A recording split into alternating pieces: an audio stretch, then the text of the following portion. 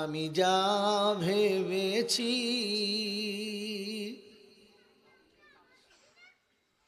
আমি যা ভেবেছি আর যা বুঝেছি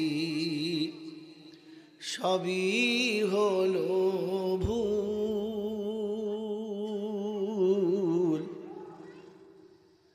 সেই ভুলের মাঝে থেকে থেকে হারালাম দুকুল।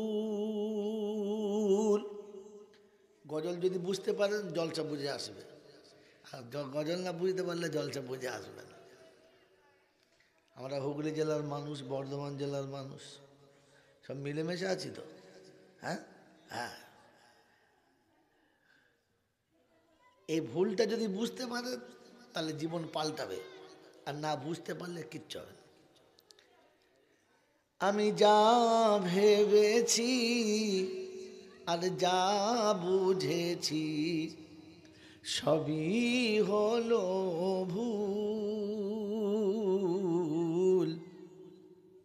সেই ভুলের মাঝে থেকে থেকে হারালাম দুকুল। বুঝলেন? বুঝলেন কি হারালেন? দুকুল কি হারালেন বলেন? এহকাল আর পরকাল। কিরম উল্টো বুঝেছে বোঝেন খালি বাবু, ওটা দুকুল নয়। আচ্ছা আর একটু নিচে নেমে যান, দেখেন রবের কাছে সবার চেয়ে হলাম ঘৃণার তাই, এভাবের মাঝে কারো কাছে কোনো আদর নাই। ওই রবের কাছে সবার চেয়ে হলাম ঘৃণার তাই, এভাবের মাঝে কারো কাছে কোনো আদর নাই। আমার বিবি বলো, বাচ্চা বলো, আমি যাদের কথা ভেবে এখন দেখি তারা সবাই শুধু নিজের নিজের ভাবে। দুকুল পেয়েছেন?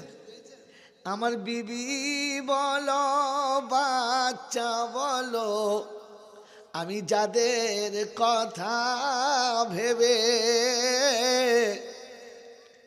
এখন দেখি তারা সবাই শুধু নিজের নিজের ভাবে। মায়ের সাথে ঝগড়া করেছি বিবির কথা ভেবে, বাপের সাথে সংসার আলাদা করেছি বিবির কথা ভেবে। ও বুড়ো তুমি বলো এখন বউ কি তোমার কথা ভাবে? কথা বলে যে বুড়োটা কি করে খাবে, বেশি বললে বলে ভিক চেয়ে খাবি, ফুটপাতে মরবি, ভাবে ওর কথা। মায়ের পেটের ভাইয়ের সঙ্গে ঝগড়া করেছ ছেলের কথা ভেবে। আমার ছেলের সুখ হবে, ছেলের অট্টালিকা করে দেবো, বাপের সম্পত্তি মেনে নিয়েছি। মায়ের পেটের বোনের সঙ্গে ঝগড়া করেছি বাচ্চার কথা ভেবে। এখন বুড়ো বয়সে তুমি ভাবো বাচ্চা কি তোমার কথা ভাবে? যদি বাচ্চা তোমার কথা ভাবে তো বাপ কেন ভিক করে খাবে? এই বুড়ো বয়সে কেন রেঁধে খেতে হবে? তোমরা ভাবো বসে বসে, ভাববে কবে? এখনো বলছে ভেবেছি, ওনার ডিম ভেবেছে। এতদিন তো ভাবছিলে ছেলের সুখের বাসা করে দেবো, তোমার সুখের বাসা ভেঙে দিয়েছে। তোমার পালং বেটা বউ কেড়ে নিয়েছে, তোমার বাপের দেওয়া ঘরটা তোমাকে তাড়িয়ে গোয়াল ঘরে জায়গা দিয়েছে। হ্যাঁ না না বলে না আমার বাপজিরা, সোনারা, লালেরা, ও শালি এলে ও সেলো জেলে শরবত পাবে, তোমার বেটি এলে পানি পাবি না, ভাবতে হবে। ভাবে ভাবে,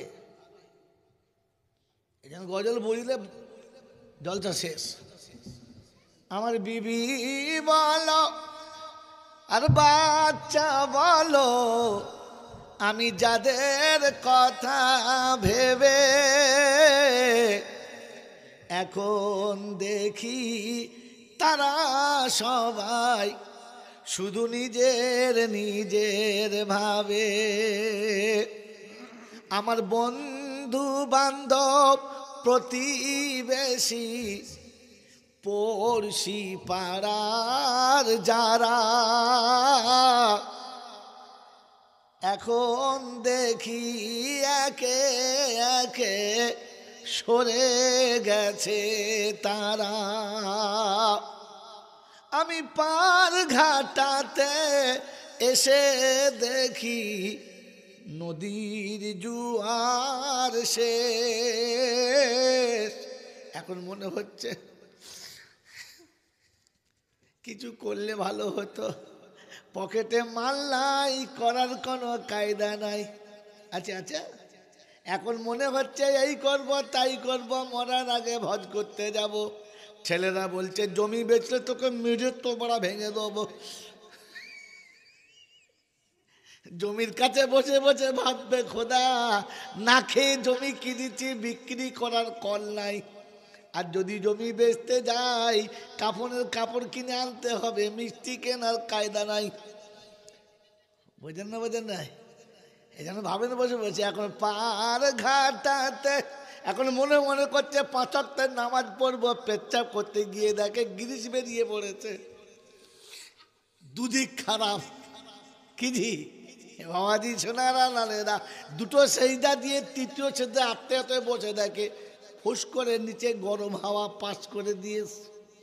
মাল নাট বল্টু সব ঢিল হয়ে গেছে, এখন আর শেকল নাই।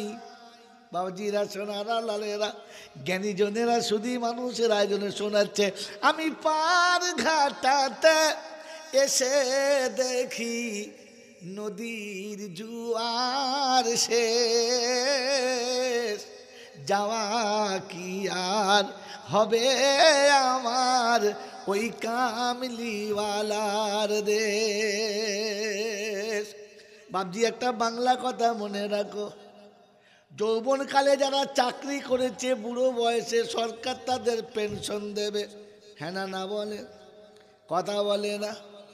বুড়ো বয়সে যারা চাকরি করে না বসে আছে সরকার তাদের পেনশন দেবে। গোটা জীবন যারা চাকরি করে নাই বুড়ো বয়সে ওরা বেকার ভাতার পাবে, পেনশন পাবে। সরকার টাকা দেবে দেবে না। ও বন্ধু, যৌবনকালে খোদার ইবাদত যদি না করো, বুড়ো বয়সে ঢিগবাজি মেরে পড়ে গেলে কিছুই পাবে না। কারণ যৌবনে যারা ইবাদত করেছে বুড়ো বয়সে ঘরে বসে থাকলে পেনশন পাবে। আল্লাহ বলবে সেদিন আমার ঘরে এসেছে 27 গুণ দিয়েছি, আজ ঘরে পড়েছে দে 25 গুণ লিখে দে। মন থাকবেন চাল্লা, গোটা জীবন মসজিদের ধার দিয়ে যাবে না। বুড়ো বয়সে তসবি নিয়ে মেম্বার ফাটিয়ে দিলে কিচ্ছু পাবে না। মনে থাকবেন চাল্লা। সুবহানাল্লাহ বলতে বলতে 3 বার হাওয়া ছেড়েছে মা। ফেরেশতা টিকতে পায় না মসজিদের ভেতরে, এর জ্বালায়। বাবাজিরা সোনারাল্লাহেরা, এই জন্য ভাবেন বসে বসে। এখন মনে মনে হচ্ছে অনেক কিছু করব, অনেক কিছু করব। বাবাজি যৌবনকালটা কাজে লাগাও, তাহলে বুড়ো বয়সে গিয়ে ইল্লা বিল্লা সিল্লা বিল্লা করে চলে যাবে। আর যদি মনে করো না এখন যা করছি করেলি, 2 বোতল মদ খেয়েইলি, আলু বাড়ি ধান চুরি করে চল যায়, বুঝতে পেরেছে মাল, কি বুঝলে? তারপর যখন বুড়ো হব তখন ঘোড়ার ডিম হবে, চাকরি শেষ, এজ পেরিয়ে গেছে। এখন ডিগ্রি থাকলেও আর চাকরি হবে, ডিগ্রি থাকলেও আর চাকরি হবে। জোরে বলেন। আমার বন্ধু, আমার আল্লাহ ভাইরা, জ্ঞানীজনরা, সুধী মানুষেরা, এই জন্য কবি খুব ঠান্ডা মাথায় ভেবে লিখেছে, আমি পার ঘাটাতে এসে দেখি নদীর জোয়ার শেষ, হবে কি আর যাওয়া আমার কামলিওয়ালার দেশ। আমার আমল আখলাক ইবাদতের কোনো পুঁজি নাই, ভিখারির মতো খালি হাতে দাঁড়িয়ে আছি তাই। অবুঝ শিশুর ময়লা ঝেড়ে মা যেমন করে নেয়, তেমনি তুমি তুলে নিও তোমার করুণায়। আল্লাহ।